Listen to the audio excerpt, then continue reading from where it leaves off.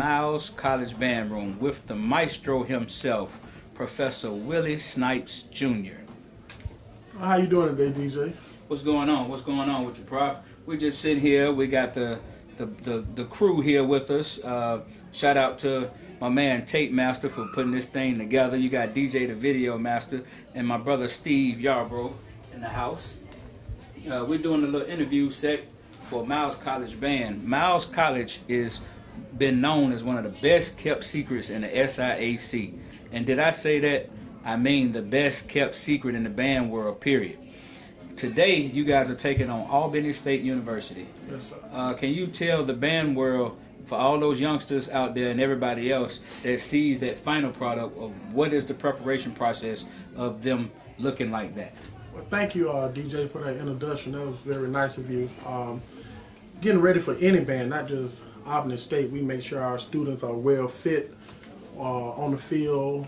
We do field rehearsal every day from about 8 o'clock to 10 o'clock.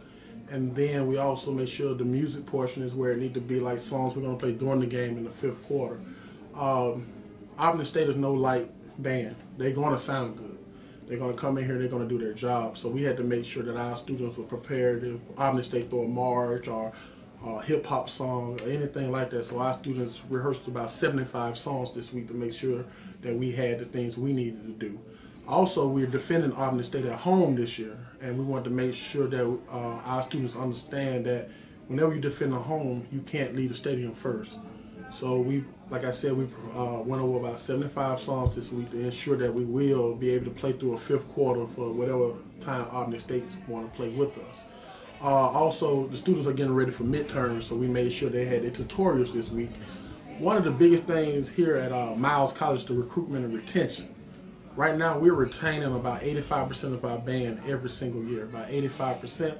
And what we have included in our band program is the tutorials before practice, and also we make sure we have buses with Wi-Fi capabilities so the students can study on the bus with their laptops or their iPads and things like that. The first priority is school. So we have a high demand on music and marching and things like that. We have to make sure the students are academically fit so they can return to Miles College. So that's what we do to prepare the Purple March Machine on all the levels. We make sure our students are first taken care of in the classroom and then in the band room. Of the students that you recruited for your band program this year, how many of them made the band and stayed in the band? Did you lose any this year? You know, one thing I do brag on, DJ, is we don't lose a lot of students in band camp. I hear horror stories about other HBCUs, but here at Miles, we pretty much keep most of our kids. This year we started the band camp with about 240 students, and we maintained about 215. Some of those students had, you know, the traditional Parent Plus problems. They couldn't stay because the Parent Plus did not go through. And guys, we got to make sure we stay on our students by academics. Some of them did fall short, so they couldn't come back on the scholarship. So we did lose a few to that, but we maintained about 215 students. So yeah, we did lose quite a few, but we did not lose them because the band ran them away. They had personal problems and things like that, and unfortunately, it was nothing we could do on our side to get them to stay. So, but we are working on a plan now with the administration at Miles. We're trying to get a fund where we'll help kids who are not able to get the Parent Plus loan and things like that, to help these kids get that extra money to aid them, or a few more dollars into their scholarship budget so they can stay. Because some of the kids were less than $1,500 away from staying in school. And that's sad when we have to send a student home because he or she can't afford $1,500. So our administration is great working with us, and they are now working on that. Our administration has already put in place a fund for our senior band members who may run out of financial aid. So with that being said, if they a couple, $100 or $1,000 short, our administration took it upon themselves to find out a way to get funds for those senior band members can graduate, and seniors just in the school in general. So that's how we lost students due to a lot of it, the financial problems that's going on. All right. Also, from my understanding, this is Albany State's first time back in Fairfield since 2003. So is the campus very, very, very excited? Is the band very, very excited to have you guys travel to a lot of places. Most of the time, Miles College Band does go to the other schools to perform, but for some reason, those schools don't always come to Miles. So this is Miles' first time seeing Albany State's band since 2003 here at home. Give us, what's your take on that? Well, the good thing about it, they are visiting, and they're one of the top contenders in our conference. But I would like to say, last time I see Albany State, I was a student. I was actually in the Miles College Purple March Machine at the time. I was a junior in college, and I had just pledged Kappa Psi. So I was very excited to see Albany because that was like my neo year, and I got to meet a lot of the brothers and sisters. And they came in here, man, they were sharp. Oh man, Albany State was tight in 03, and they weren't taking no hostages. But now I get to see them as a director. And it's definitely going to be an impact in my life because I have never faced a band in my stadium of a band of this magnitude. So we're not taking them lightly. The campus is excited. It's the first fifth quarter this year. It's week 5, and this will be our first fifth quarter in our stadium. So we got to defend the throne here at home. And our last question, we know you got to get ready for the show, as Miles College Band calls it, showtime. You have approximately how many students in the Purple Marching Machine to this day? Right now, active Purple Marching Machine members is 215. On campus, we have over 350 members that has came to Miles since I've been here. We have recruited over 350 students.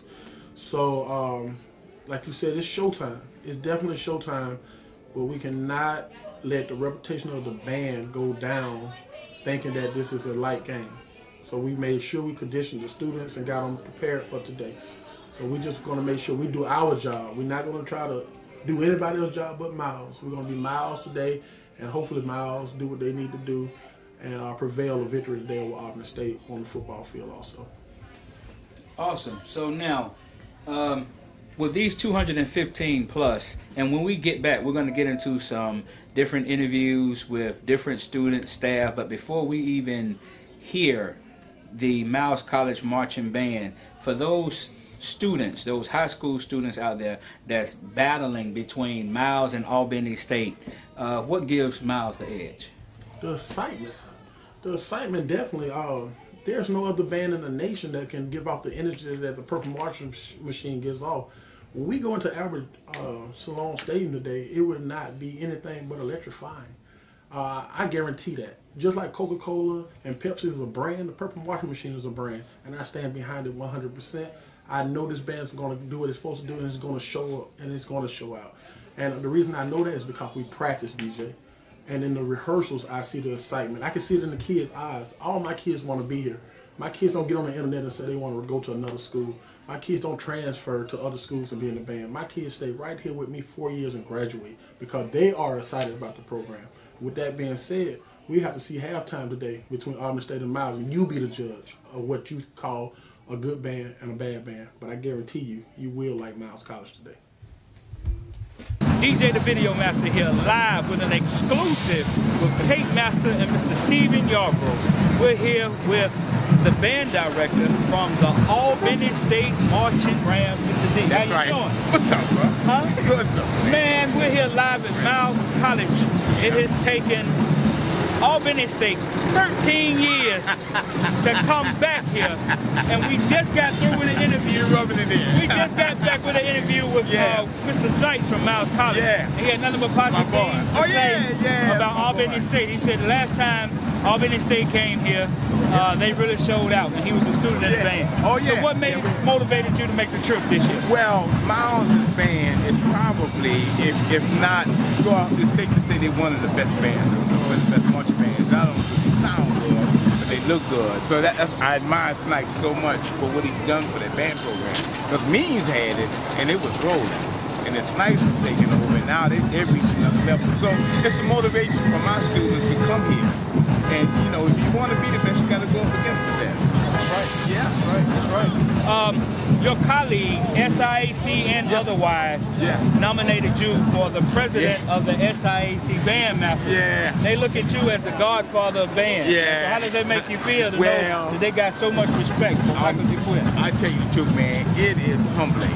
Because all those guys are really good, you know, and all of them are really friends. Some of them close friends. So for them to nominate me and vote for me, you know, to be like the leader, you know what I mean? It's humbling, and I am so proud. That's probably one of the proudest moments of my life, because I know I got some work to do.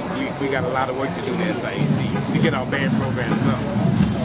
How did your band take it when you told them that you all are coming to Birmingham? Oh yeah, you know they were excited. They was excited? Look, Snipes could verify this. This is the best week of practice you had when we were playing Miles. So yeah, everybody's excited. And not only the students, but the SGA and, you know, the student activities, because they always want the band to come to Miles. And I want everybody to know it's not that we never want to go, it's just the money. The budgets are so tight in Georgia now, but we've managed to work it out this year. If a high school kid is out here watching us now and they're teetering between Albany State and Miles, what would you tell them to give Albany State the edge? Oh yeah, well, what I would advise them, like I tell all students, look at the programs. Try to decide what is it that you want to do. Now I can tell you what Albany State has to offer. We're the only program in Georgia that offers forensic science. So if you're into CSI and that kind of stuff, so we got that. Of course, we have all the other majors, biology, mathematics, computer science. However, I'm very proud of our music program. You know, marching band is just one entity. We have a superb symphonic band and our jazz band. And all of those ensembles, every spring, they perform for major conferences and, you know, conventions and what have you. So I'm really proud of our total music program. Besides that, we have music education. So if you want to be a band director or choir director, your degree will say music ed, if you choose to do so. So yeah, and I'm sure all the other schools have their things to offer too, but that's what I can boast about with Albany State. You forgetting one major thing. What's that? That you guys have been invited to perform somewhere this year. Oh yeah. Tell them about it. Tell them a little bit about it. Let me tell you, we got the phone call. We applied a couple of years ago. We got the phone call. We're going to be in the Tournament of Roses parade this January, January 1st, 2016. So you talk about an experience. My students will get a chance to get national, international exposure. But we feel like we're representing not just Albany State, but all the HBCUs who work hard every day, and we perform every week. So we'll get a chance to tell our story. Did you know that you're only the 10th HBCU band to participate in the Tournament of Roses parade? Yeah, I knew. I didn't know the exact number. I'm glad you told me, because I'm kind of cognizant of when HBCUs get invited, so I kind of watch out for that. Yeah, and I'm very, very proud. That's what's up. Yeah. And also, finally, I noticed you guys supposed to be fellowshipping after the game. Yeah. To everybody out there on the internet and everywhere else that think bands just go at each other's throats. No. It's about a fellowship and a unity. Yeah. And we're actually, the SIAC has been asleep, if I may say that. Yeah. That the band scene has been kind of sleep. Yeah. With, as you said, budgets and other things. And exactly right. the bigger conferences that have the more money, you know, you got the SWACs and MEACs, but SIAC is getting it together under the president's leadership. But it's glad to see the president and the vice president get together. When we come back, we're going to have the infamous meeting between Decuir and Professor Snipes. That'll work. Signing out. That'll work.